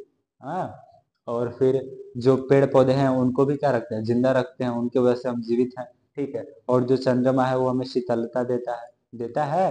ठीक है, और जो पेड़ पुराने पौधे हैं वो हमें क्या देते हैं, छाया देते हैं। जैसा कि मैंने स्टोरी में बताया था कि पेड़ के आप नीचे बैठे हो तो सारी चीजें अप्लाई हो रही हैं इन पे। तो कहोगे कि हाँ सर। हाँ, तो देखो उन्होंने ऐसी बातें को यहाँ पे कहा है। ठीक है, उन्होंने ऐसी बातों को कहा है कि सूर्य चंद्रमा और नए पेड़ पुराने पौधे जो क्या करते हैं, छायादार वरदान प्रदान करते हैं, छायादार वरदान प्रदान करते हैं साधारण भेड़ों के लिए। यानी वो कह रहे हैं कि वो भेदभाव नहीं करते हैं, वो भेदभाव नहीं करते हैं। आप आप देखो यहाँ पे बड़ी गहरी बात है, उसको बताने लग जाए तो वक्त लग जाएगा। ठीक है, लेकिन फिर भी आपको हम बताते हैं थोड़ा सा। आप लोग यहाँ पे देखो, हम लोग क्या कर लेते हैं, तो कुछ पल के लिए होता है कोई व्यक्ति जो हम लोग के लिए खास बन जाता है, कुछ पल के लिए होता है खास बन जाता है, जिसको हम मान सकते हैं कि वो सौंदर्य वाली वस्तु है। लेकिन आप उसके अंदर एक गुण देखिएगा कि क्या वो इसके जैसा कार्य कर रहा है, क्या वो एक छोटे से छोटे, तुच्छ से तुच्छ वस्तुओं का वैल्यू समझ रहा है, जिसको आप सौंदर्य वाले व्यक्ति मान रहे हो या वस्तु मान रहे हो। क्या वो व्यक्ति, अगर वो कोई व्यक्ति है आपके, जो जिसको आप सौंदर्य वाली वस्तु मान रहे हो, तो क्या वो व्यक्ति छोटी सी छोटी, यानी यहाँ पे उन्होंने सिंपल सिप लिखा है, फॉर सिंपल सिप, साधारण भेड़ों के लिए। तो क्या वो साधारण से साधारण वस्तुओं का वैल्यू देता है, जिस प्रकार ये सूर्य चंद्रमा पेड़ पुराने पौधे, क्या ये जो पेड़ पुराने पौधे हैं, नए पेड़ पुराने पौधे, सूर्य चंद्रमा, क्या ये लोग के अंदर जब कोई तुच्छ जीव आता है तो क्या अपने आप को ढक लेते हैं? क्या पेड़ पुराने मतलब पेड़ के नीचे कोई भेड़ जाता है, या कोई मान के चलो कि सुअर ही है, क्या वो सुअर जाता है तो क्या पेड़ सूख जाता है? नहीं, वैसा नहीं होता है। प्रत्येक हालातों में वो अपने कार्य को क्या करता रहता है, करता रहता है। ठीक है, तो आप भी ऐसे व्यक्ति को चुनिए जो आपको प्रत्येक हालातों में, मतलब प्रत्येक हालातों में क्या करते रहे, समान भाव से देखे सबको। ऐसा नहीं है कि आपको देखे और बाकी सबको गलत नजर से देखे, ऐसा नहीं होना चाहिए। ठीक है, यहाँ पे इसका यह सेंस है, समझना बाबू। आगे देखिए, एंड सच, और, एंड सच मतलब और, ऐसे ही। आर मतलब होता है एंड मतलब और, सच मतलब ऐसे ही, और ऐसे ही। आर मतलब होता है एंड सच आर, और ऐसे ही होते हैं। डेफोडिल्स मतलब होता है नरगिस के फूल। डेफोडिल्स मतलब क्या होता है बाबू, नरगिस के फूल। ठीक है, कहते हैं कि एंड सच आर डेफोडिल्स, और ऐसे ही नरगिस के फूल होते हैं, और ऐसे ही क्या होते हैं, नरगिस के फूल होते हैं, विच मतलब के साथ, द ग्रीन मतलब हरे भरे, वर्ल्ड मतलब संसार, एंड सच आर डेफोडिल्स, और इसी प्रकार नरगिस के फूल होते हैं, विथ द ग्रीन वर्ल्ड, इस हरे भरे संसार के साथ, द ग्रीन वर्ल्ड लगाना यानी दिस ग्रीन वर्ल्ड, इस हरे भरे संसार के साथ। तो इस हरे भरे संसार के साथ नरगिस के फूल भी क्या होते हैं, सौंदर्य वाली वस्तु होते हैं। यहाँ पे नरगिस का फूल, हाँ एक नरगिस का फूल होता है, ठीक है, नरगिस का भी एक क्या होता है, फूल होता है। तो एक बात सुनिए, वो यहाँ पे कह रहे हैं कि नरगिस का फूल भी एक सौंदर्य वाली वस्तु होती है, और वो इस हरे भरे संसार के साथ रहता है। दे मतलब वे, लिव मतलब रहते हैं, इन मतलब में, यानी इस हरे भरे संसार में वो रहते हैं। तो और ऐसे ही नरगिस के फूल जो इस हरे भरे संसार में बेलेबिल इसके अंदर रहते हैं, जो इस हरे भरे संसार में क्या रहते हैं, रहते हैं, यानी जो इस हरे भरे संसार में हम लोग के साथ रहते हैं। और उसी प्रकार नरगिस के फूल जो इस हरे भरे संसार में वो लोग क्या रहते हैं, रहते हैं। तो वे लोग इसमें रहते हैं कहाँ पे बाबू, तो इस हरे भरे संसार में। तो नरगिस के फूल भी जो कि इस हरे भरे संसार में ही रहते हैं, वहां पे कब, यहाँ पे कब ये बताना चाहते हैं कि जो सौंदर्य वाली वस्तु है ऐसी नहीं है कि जो अलग रहती हो, किसी दूसरे लोक में रहती हो, नहीं। नरगिस का फूल है, हमारे साथ ही इस हरे भरे संसार में क्या करता है, रहता है। वो कहीं दूर नहीं चला जाता है कि मैं, अरे भाई मैं सुंदरता वाली वस्तु हूँ, मैं आपके पास नहीं आऊंगा, नहीं। वो हम सबके साथ रहता है। क्या, मानी चले कि आप अच्छे व्यक्ति हो, तो आप जब नरगिस के फूल के पास जाओगे तो क्या नरगिस का फूल खिल उठेगा? मैं मानता हूं कि मैं गंदा व्यक्ति हूँ, तो क्या मैं नरगिस के फूल के पास जाऊंगा तो सूख जाएगा? नहीं, ऐसा नहीं है। वो उसका गुण है सौंदर्य होना, तो अपने गुण को वो त्यागेगा नहीं। आप इन सारी चीजों को रिलेट करो, आप जिसको सुंदर व्यक्ति मानते हो ना, उन सारी चीजों से आप रिलेट करो, देखो कितना अच्छा लगेगा। आप रिलेट करो, आप जिसको सुंदर मानते हो, क्या वो प्रत्येक व्यक्तियों के साथ सेम बिहेव करता है? क्या पर्सनली आपके साथ अच्छा बिहेव कर रहा है और बाकी सबके साथ बुरा बिहेव कर रहा है?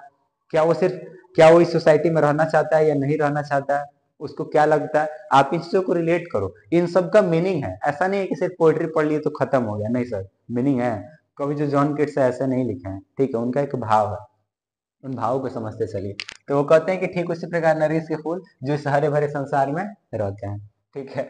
आगे कहते हैं कि एंड और सच, एंड देखो सच नहीं लगाया, मानते हैं यहाँ पे, एंड सच और ऐसे ही, आर मतलब होते हैं, एंड सच आर और ऐसे ही होते हैं, क्लियर मतलब स्वच्छ, रिल्स मतलब झरने, and such clear clear rills और ऐसे ही स्वच्छ झरने होते हैं, and such are clear rills और इसी प्रकार स्वच्छ झरने होते हैं। झरना समझते हैं, वाटरफॉल जो ऊपर से गिरता है नीचे की तरफ, ठीक है। तो वही कह रहे हैं कि and such are clear hills और इसी प्रकार स्वच्छ झरने होते हैं, डैट मतलब जो, फॉर मतलब लिए, देमसेल्फ मतलब उनके लिए, फॉर देमसेल्फ मतलब उनके लिए, एंड क्लियर हिल्स और स्वच्छ झरने, डैट मतलब जो, फॉर देमसेल्फ मतलब उनके लिए, और मतलब एक कूलिंग कन्वर्ट मेक, शीतलता में तब्दील होते हैं, शीतलता में, कूलिंग मतलब शीतलता, कन्वर्ट मतलब बदलते हैं, मेक मतलब बनाते हैं। एंड क्लियर हिल्स और स्वच्छ झरने डेट फॉर देम सेल्फ जो उनके लिए, और कूलिंग कन्वर्ट में एक शीतलता प्रदान करते हैं, ऐसे कह सकते हैं, एक शीतलता प्रदान करते हैं, ठीक है। अगेंस्ट मतलब देखो, अगेंस्ट लिखा है यहाँ पे, अगेंस्ट, अगेंस्ट मतलब होता है के विरुद्ध, हॉट मतलब गर्म, सीजन मतलब मौसम है। तो गर्म मौसम के विरुद्ध, गर्म मौसम के विरुद्ध ये स्वच्छ झरने क्या करते हैं, तो उन लोगों के लिए शीतलता प्रदान करते हैं या करता है। यानी कब कह रहे हैं, देखो कितनी अच्छी बात, कि जो स्वच्छ झरने होते हैं वो भी एक सौंदर्य वाली वस्तु होती है, उनके लिए सूर्य, चंद्रमा, पेड़ पौधे, ठीक है, और नरगिस के फूल सौंदर्य वाली वस्तुएं थी, ठीक है। ये चौथा नंबर है ना बाबू, हाँ। और ये पांचवा नंबर है उनके लिए, पांचवा नंबर क्या है, क्लियर हिल्स, स्वच्छ झरने। वो बता रहे हैं कि जो स्वच्छ झरने होते हैं वो भी एक सौंदर्य वाली वस्तु होते हैं। क्यों, क्यों सौंदर्य वाली वस्तु होते हैं सर? तो देखो वो कह रहे हैं कि क्यों सुंदर वाले वस्तु होते हैं, क्योंकि वो क्या करते हैं, गर्म मौसम के बावजूद भी, गर्म मौसम के बावजूद भी, डेट फॉर देमसेल्फ उन लोगों के लिए, किसके लिए बाबू, तो उस झरने में जो व्यक्ति, उस उनके जो झरना है, झरना वाला जो पानी है, उस पानी में जो जीव रहता है, उस पानी में जो जीव रहता है उसके लिए वो क्या करते हैं, शीतलता प्रदान करते हैं। बाहर बहुत गर्म मौसम है, बाहर बहुत गर्म मौसम है, लेकिन झरने के अंदर वो शीतलता बनाए रखते हैं। किसके लिए सर? किसके लिए? तो उसके अंदर जो जीव रह रहा है उनके लिए। तो वही वो कह रहे हैं कि स्वच्छ झरने जो उनके लिए, देखो यहाँ पे देमसेफ लिखा है, यहाँ पे आप लिख सकते हो झरने में निवास करने वाले जीव, ठीक है। और स्वच्छ झरने जो झरने में निवास करते हैं उनके लिए वो क्या करता है? शीतलता प्रदान करता है गर्म मौसम के बावजूद। अब इसको जरा रिलेट करते हैं हम लोग। अभी इसको जरा एक बार फिर से सुन लीजिए। और ठीक उसी प्रकार स्वच्छ झरने होते हैं जो गर्म मौसम के बावजूद भी अपने अंदर निवास करने वाले जीवों को क्या करते हैं? शीतलता प्रदान करते हैं। अब इसको जरा रिलेट करिए। आप जिस व्यक्ति को सुंदर मानते हो, आप जिस व्यक्ति को सुंदर मानते हो, क्या वो प्रत्येक परिस्थितियों में एक जैसा रहता है? क्या वो प्रत्येक परिस्थितियों में एक जैसा रहता है? क्या वो आपके ऊपर विपत्ति आई है तो क्या विपत्ति में भी आपके साथ रहता है? क्या आपकी विपत्ति को अपने ऊपर लेता है? इन चीजों को महसूस करिए। वो ये बता रहे हैं, ये वो हमें समझाने की कोशिश कर रहे हैं, ठीक है। आप रिलेट करिए, देखिए रोना आ जाएगा। रिलेट करेंगे तो रोना आ जाएगा। आपके सारे कॉन्सेप्ट, आप जिसको सुंदर मानते हो सकता है कि टूट भी जाए, हट भी जाए, ठीक है, कुछ भी हो सकता है। तो कभी देखो बाबू, ध्यान सुनो इस बात, कभी भी हमें कांच नहीं बनना चाहिए। कांच मतलब कठोर, मतलब हमें कांच नहीं बनना चाहिए, ठीक है। कांच जब गिरता है ना जमीन पे तो टूट जाता है, बहुत टूटता है, बहुत टुकड़े होते हैं उसके, ठीक है। तो कांच नहीं बनना है, आपको रबर बनना है, ठीक है। परिस्थिति के समान रबर को देखो, परिस्थिति जैसे आपकी वैसे घिंच जाता है लेकिन टूटता नहीं है जल्दी, ठीक है। तो रबर के तरीके से रहिए, जैसी परिस्थितियाँ है वैसे आप होते रहिए, फिर आप एकदम से अपने जगह पे आ जाएंगे, ठीक है।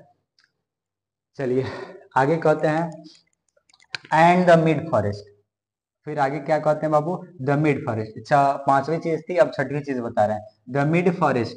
द मिड मतलब जंगल के बीच, मिड मतलब होता है के बीचों बीच, फॉरेस्ट मतलब जंगल के बीचों बीच, ब्रेक मतलब झाड़ी। ब्रेक मतलब क्या होता है बाबू? झाड़ी, ठीक है। यानी जंगल के बीचों बीच की झाड़ी। द मिड मतलब बीच, फॉरेस्ट मतलब जंगल, ब्रेक मतलब झाड़ी। तो जंगल के बीच की झाड़ी। रिच मतलब होता है समृद्ध या धनी। तो जंगल के बीच की झाड़ी धनी होती है? नहीं, भरी होती है। क्या होती है? भरी। यहाँ पे आप अर्थ बोलेंगे भरी होती है, ठीक है। तो जंगल के बीच की झाड़ी भरी होती है, विच मतलब के साथ, विच मतलब के साथ। और जंगल के बीचों बीच की झाड़ी, और जंगल के बीचों बीच की झाड़ी रिच विथ भरी होती है, यानी समृद्ध होती है। विथ मतलब के साथ, अ मतलब एक, स्प्रिंकलिंग मतलब खुशबू से। और जंगल के बीच की झाड़ी खुशबू से भरी होती है। आफ मतलब के, फेयर मतलब सुंदर, मस्क मतलब कस्तूरी, रोज मतलब गुलाब, ब्लूम्स मतलब खिले हुए। और जंगल के बीचों बीच की झाड़ियां भरी होती है और स्प्रिंकलिंग एक खुशबू से। Of fair Musk, of fair Musk मतलब सुंदर कस्तूरी, रोज मतलब गुलाब, ब्लूम्स मतलब खिले हुए। तो सुंदर खिले हुए कस्तूरी गुलाब के महक से जंगल के बीचों बीच की झाड़ियां क्या होती है? भरी होती है। समझ में आया? फिर से एक बार देखिए। एंड मिड फॉरेस्ट ब्रेक, और जंगल के बीचों बीच की झाड़ियां रिच विथ भरी होती है और स्प्रिंकलिंग खुशबू से। Of fair musk rose, of मतलब का, फेयर मतलब सुंदर, मस्क मतलब कस्तूरी, रोज मतलब गुलाब, ब्लूम्स मतलब खिले होते हैं। तो खिले हुए सुंदर कस्तूरी के गुलाबों के महक से जंगल के बीचों बीच की झाड़ियां क्या होती है? भरी होती है। तो यहाँ पे छठवीं चीज उनके लिए क्या है? छठवीं चीज उनके लिए क्या है? 6 नंबर चीज क्या है? खिले हुए सुंदर कस्तूरी के गुलाब। अब देखिए यहाँ पे इसको भी जरा रिलेट करिए। कोई भी किया सर, हाँ रिलेट करो, देखो तब एहसास होगा, आप इसको समझ पाओगे। फिर वो कह रहे हैं, मतलब आपको हम समझा रहे हैं, समझिए यहाँ पे उनके कहने का सेंस क्या हो सकता है। ये तो मैं अपनी बातें बता रहा हूँ, ठीक है। उनका हो सकता है कि अलग भाव हो, ठीक है। अब वो यहाँ पे ये बताने की कोशिश कर रहे हैं कि जो आपकी सौंदर्य वाली वस्तु हो ना, ऐसी वस्तु होनी चाहिए जो प्रत्येक उसके आसपास भले ही कितने भी कांटे लगे हो, यानी कितने भी विपत्ति आपत्ति हो, आप जिसको सुंदर वाली वस्तु मानते हो उस वस्तु के आसपास, मतलब सुंदर वस्तु जिसको आप मान रहे हो उस वस्तु के आसपास कितने भी बड़े विपत्ति हो, आपत्ति हो, जैसे कि सुंदर कस्तूरी के गुलाब जिसके चारों तरफ जंगल ही जंगल बना है, जिसके चारों तरफ जंगल ही जंगल है, खतरनाक जीव है, खतरनाक एक से एक जीव है, फिर भी क्या वो अपना महक छोड़ देता है?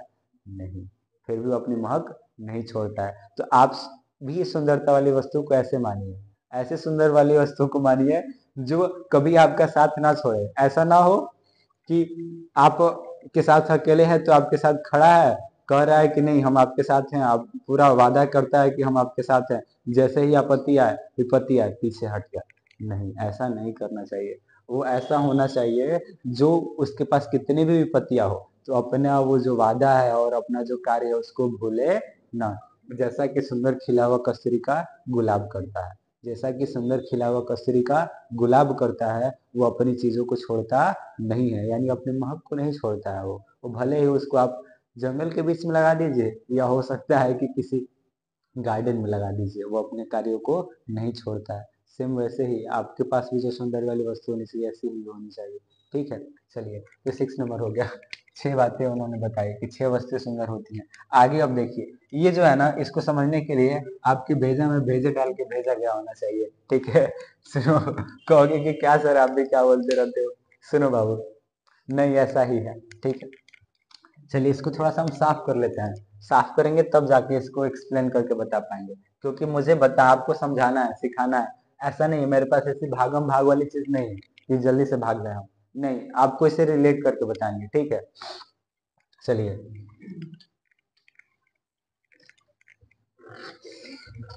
ओ जॉन के साफ साफ हो गए, कोई बात नहीं। देखिए आगे कहते हैं, अभी भी वो यही बताने वाले हैं कि सौंदर्य वाली वस्तुएं क्या होती हैं। आगे देखिए क्या बताते हैं, एंड और, इसको लिख लीजिए, लड़कों के पास बहुत ज्यादा डाउट होता है। ऐसे ही, एंड मतलब और, सच मतलब ऐसे ही, टू मतलब भी, इज मतलब होते हैं या होता है भाई इनसे ना, और ऐसे भी होते हैं, और ऐसे ही भी होते हैं। आप इसको जोड़ोगे तो क्या कह सकते हो?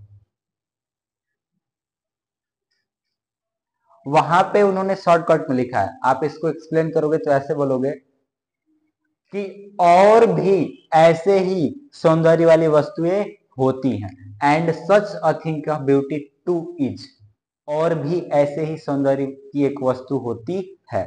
यहाँ पे ऐसे है, and such a thing of beauty, यहाँ पे आप जोड़ो ना सर, देखो कितना मजा आएगा।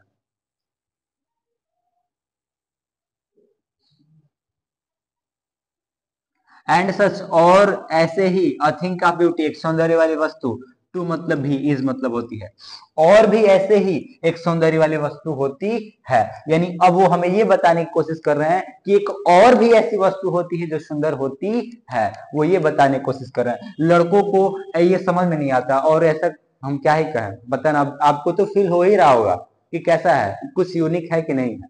ठीक है, आपको कुछ क्या कहें हम, ठीक है, हम तो कुछ है नहीं। ठीक है, बस आप से इतना ही कहेंगे कि कुछ नहीं है हम। ठीक है, तो सुनिए, एंड सच और ऐसे ही, अ थिंग का ब्यूटी एक सौंदर्य वाली वस्तु, टू मतलब भी, इज मतलब होती है, और भी ऐसे ही एक सौंदर्य वाली वस्तु होती है। मैं अर्थ लिख दे रहा हूं बाबू आपको। ठीक है, और भी, और भी ऐसे ही एक सौंदर्य वाली वस्तु होती है, सौंदर्य वाली वस्तु होती है। ठीक है, यानी वो ये बताने की कोशिश कर रहे हैं बाबू कि और भी एक सौंदर्य वाली वस्तु होती है। कैसी होती है उनके अनुसार? अब कौन सी सौंदर्य वाली वस्तु है? 6 तो बता चुके हैं, 6 चीजें। अब आगे ऐसी कौन सी वस्तु है जो सौंदर्य वाली वस्तु होती है, देखिए, and such too is the grandeur, and such और भी ऐसे ही एक सौंदर्य वाली वस्तु, टू मतलब भी, इज मतलब होती है, और भी ऐसे एक सौंदर्य वाली वस्तु होती है। कौन सी वस्तु होती है भाई? तो देखिए, द ग्रैंडवर, द ग्रैंडवर मतलब क्या होता है? वैभवशाली, वैभव, वैभव, आप ऐसे कह सकते हो वैभव। ठीक है, ऐसा कहो, द ग्रैंडवर मतलब वैभव, आफ मतलब का, द डूम्स मतलब होता है, डूम्स मतलब होता है, डूम मतलब होता है तूफान।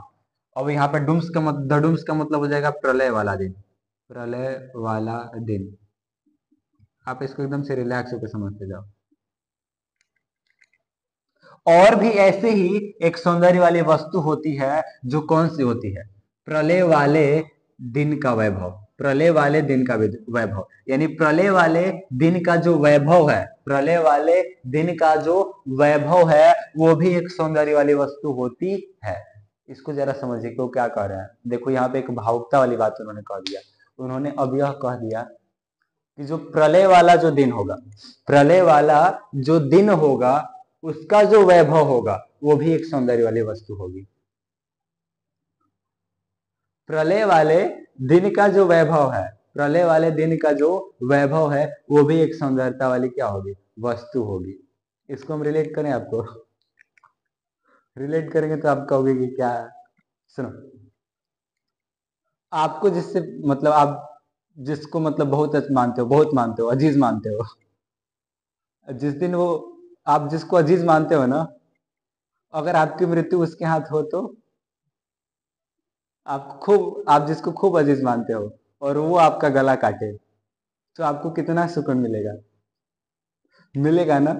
उसी की वो बात कर रहे हैं, उसी की वो बात कर रहे हैं कि वो भी एक दिन बहुत सुंदरता वाला दिन होता है, वो भी एक सौंदर्य वाला दिन होता है, जिस दिन अपना प्रियतम हमारा गला काटे। ठीक है, तो वही वो कह रहे हैं कि and such too is the grandeur of the dooms. और प्रलय वाले दिन का जो वैभव है, वो भी एक सौंदर्य वाली वस्तु होती है। रिलैक्स होकर सुनिए, एकदम से मस्त। एंड सच टू इज, और भी ऐसे ही एक सौंदर्य वाली वस्तु होती है। कौन सी वस्तु होती है सर? तो प्रलय वाले दिन का वैभव। तो 7th नंबर आप कह सकते हो, 7th नंबर क्या है? प्रलय वाले दिन का वैभव। प्रलय वाले दिन का वैभव। प्रलय वाले दिन का जो वैभव है, वो भी आपके लिए क्या है? एक सौंदर्य वाली वस्तु होती है। आगे देखिए, वी हैव, हम लोग चुके हैं। वी मतलब हम लोग है मतलब चुके हैं। इमेजिन मतलब कल्पना कर चुके हैं। फार मतलब लिए। द माइटी मतलब होता है पराक्रमी या शक्तिशाली। डेड मतलब मृत्यु। डेड मतलब क्या होता है? मृत्यु। Mighty dead, for the mighty dead, यानी पराक्रमी मृत्यु के लिए। We have imagined for the mighty dead, हम लोगों ने पराक्रमी मृत्यु की क्या कर ली है? कल्पना कर ली है। यानी वो कह रहे हैं कि हम लोगों ने पराक्रमी मृत्यु की क्या कर ली है? कल्पना कर ली है।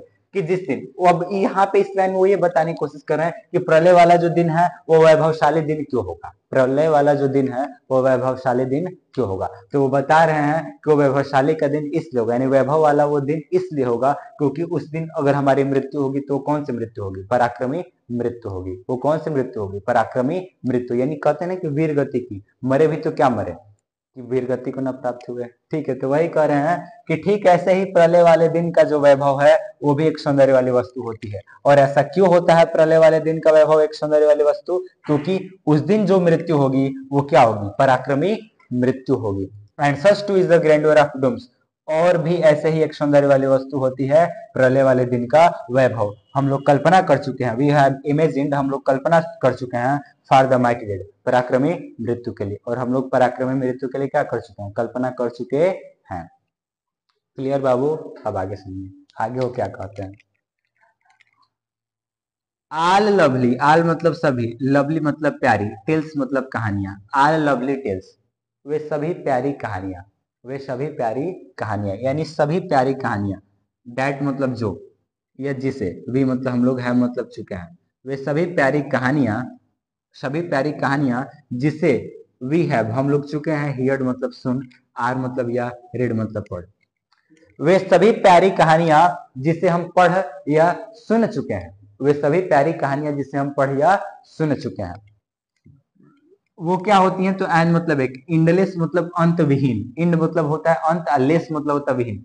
वे सभी प्यारी कहानी जिसे हम पढ़ या सुन चुके हैं, वो क्या होती हैं? तो एन इंडलेस, एक अनंतमय या अंतविहीन। फाउंटेन मतलब फव्वारा, वो एक अंतविहीन फव्वारा होती है।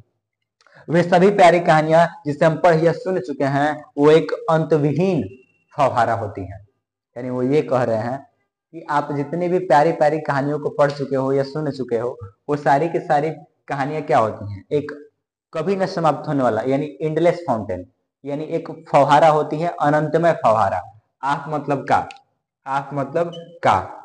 इमोर्टल ड्रिंक, इमोर्टल मतलब होता है अमृत या क्या बोलते हैं उसको, स्वर की नश्वर पता ना क्या बोलते हैं उसको। ड्रिंक मतलब होता है तरल, ठीक है।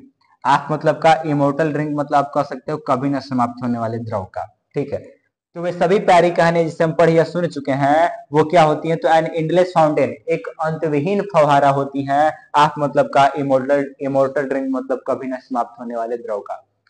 तो कभी न समाप्त होने वाले द्रव का, कभी न समाप्त, कभी न समाप्त होने वाला, समाप्त होने वाला, होने वाले द्रव का।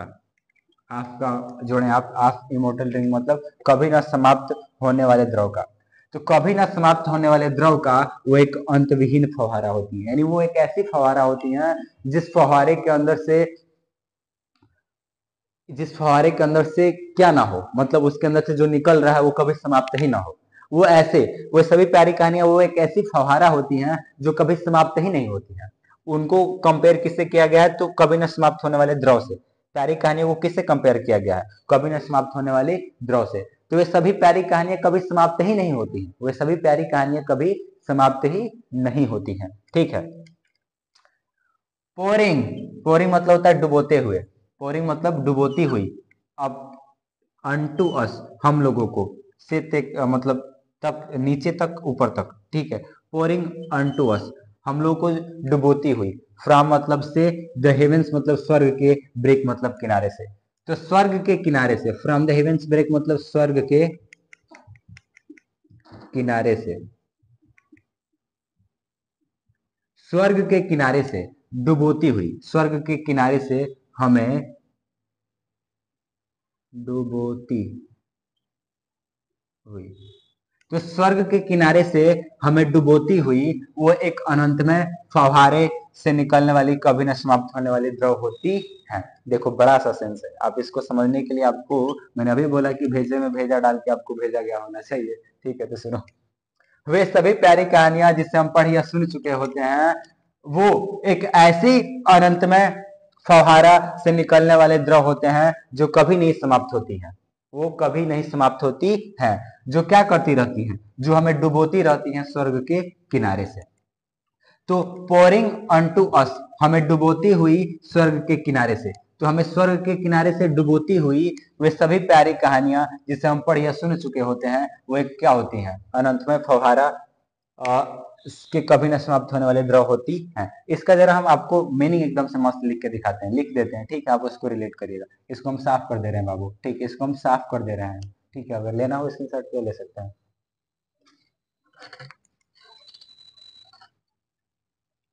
इसको जरा सुनिए, इन दोनों लाइनों को। लड़कों के पास बहुत डाउट रहता है, क्या करें, हम भी कभी बच्चे थे, ठीक है। हमें तो कोई पढ़ाया नहीं, ठीक है। आप पढ़ लीजिए, हम पढ़ा दे रहे हैं, सुनिए। पहले आप क्या करेंगे,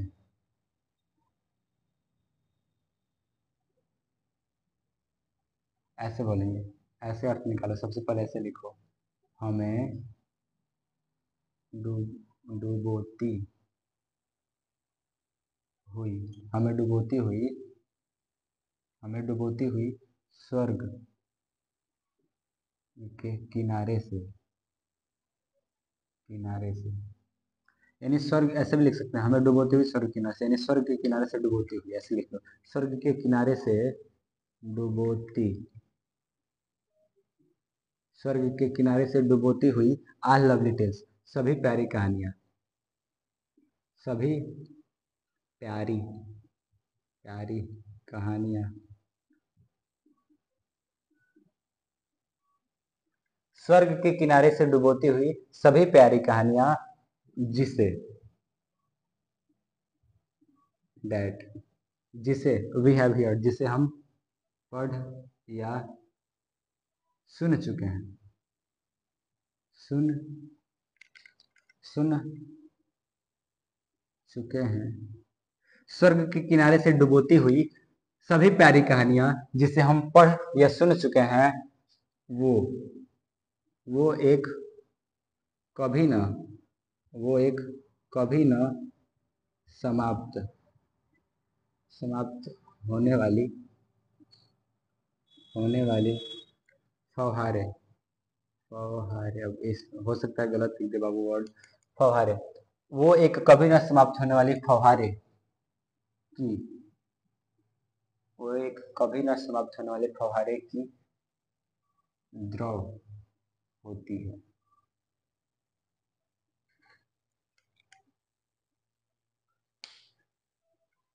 कभी ना समाप्त, ऐसे भी कर सकते हैं, अगर बड़ा करना चाहे तो थोड़ा सा जोड़ सकते हैं, लेकिन ऐसे भी सही है, कोई दिक्कत नहीं। तो सुनिए, लिखा यह है कि स्वर्ग के किनारे से डुबोती हुई, यानी वो सभी प्यारी कहानियां, यहाँ पे यह लिखा गया है कि वे सभी प्यारी कहानियां जिससे आप पढ़ते हो या सुनते हो, वो हमें स्वर्ग के किनारे से डुबोती हुई, यानी वो हमें हमेशा स्वर्ग के किनारे डुबोती रहती है, यानी स्वर्ग में ले जाती रहती है। आपको मैं इसका मीनिंग बताऊंगा, पहले जो लिखा है उसका मीनिंग आप देख लीजिए, ठीक है। जो स्वर्ग के किनारे से डुबोती हुई सभी प्यारी कहानियां जिसे हम पढ़ या सुन चुके हो, वो क्या होती हैं? वो एक कभी न समाप्त होने वाली फव्वारे की द्रव होती है। वे सभी प्यारी कहानियां जो, यानी स्वर्ग के किनारे से डुबोती हुई सभी प्यारी कहानियां, वो सभी प्यारी कहानियां हमें स्वर्ग के किनारे से क्या करती रहती हैं? डुबोती रहती हैं। स्वर्ग के किनारे से वे सभी प्यारी कहानियां हमें स्वर्ग के किनारे से डुबोती रहती हैं, जिसे हम पढ़ या सुन चुके हैं। और वो क्या होती है? एक कभी न समाप्त होने वाली फव्वारे की द्रव होती है। अब इसका जरा मीनिंग समझिए, लास्ट है इसका मीनिंग समझा के आपको समाप्त करते हैं। इसका मीनिंग एकदम रिलैक्स होकर सुनिए, आप सुनो। देखो, मैंने पहले बोला कि जॉन केट्स एक रोमांटिक पोएट है, ठीक है, तो रोमांस तो आएगा सर। सुनो, वो ये कह रहे हैं कि सभी आपने आपने जितने भी प्यार की कहानियां सुनी है, आपने जितने भी प्यार की कहानियां सुनी है, ठीक है, जैसे हीर रांझा ले लीजिए, ठीक है, और क्या बोलते हैं, अनारकली और सलीम का कहानी ले लीजिए, या अन्य एक्सेट्रा जो भी आप कहानी प्यार वाली, जो भी आपने लैला मजनू की कहानियां ले लीजिए, ठीक है, आपने जो भी प्यारी प्यारी कहानियां पढ़ी हैं, आपने जो भी प्यारी प्यारी कहानियां पढ़ी हैं, या आप जो सीरियल देखते हो, कुछ भी हो सकता है, टीवी शो देखते हो, आप जितने भी सारे प्यारे प्यारे से रिलेटेड कहानियां देखते हो, आप एक क्षण के लिए देख के आपके अंदर से भी ऐसी भावना आ जाती है जैसे हम स्वर्ग में डूब रहे हैं। आपके अंदर भी ऐसे ख्यालात आने लग जाते हैं। आप भी किसी को, मतलब आप भी जिसको पसंद करते हो उसके ख्यालात में डूब जाते हो। ऐसा होता है? ऐसा होता है? नहीं होता है तो कोई बात ही नहीं है, जो लिखा है उसको, जो मेरे अकॉर्डिंग जो होना चाहिए फैक्ट वो मैं बता रहा हूँ आपको, ठीक है। इनका मीनिंग ये है, तो ये कह रहे हैं कि वो सभी प्यार की कहानियां जिसे आप पढ़ या सुन चुके हो, वो एक ऐसे द्रव होती है ना, जिसको आप जब सुनोगे आप उसमें डूब जाओगे। हीर रांझा की जब कहानियां पढ़िए, लैला मजनू की जब कहानियां पढ़ी, या जो भी है प्रेम से रिलेटेड कहानियां, उनको आप जब भी पढ़ोगे तो आप उसमें डूब जाओगे। तो वही कहने कि स्वर्ग के किनारे से डुबोती है वो हमें, यानी ऐसा लगता है मानो हम जन्नत में आ गए हैं। एक क्षण के लिए तो आ ही जाते हैं हम लोगों के लिए भी जो सौंदर्य वाली वस्तुएं होती हैं उनको हम याद करने लग जाते हैं, उनकी याद में हम डूब जाते हैं, ठीक है। रिलेट करते रहिए, मस्त रहिए, मिजाज एकदम से मस्त रखिए, ठीक है। आ, इसी बात के साथ इसी बात के साथ इस चैप्टर को समाप्त करते हैं, ठीक है। मिलते हैं नेक्स्ट वीडियो में, जहां पे हम इसके स्टैंडर्ड बेस्ड क्वेश्चंस को करेंगे और सेंट्रल आइडिया लिखेंगे, ठीक है। थैंक यू बाबू, मिलते हैं नेक्स्ट वीडियो में।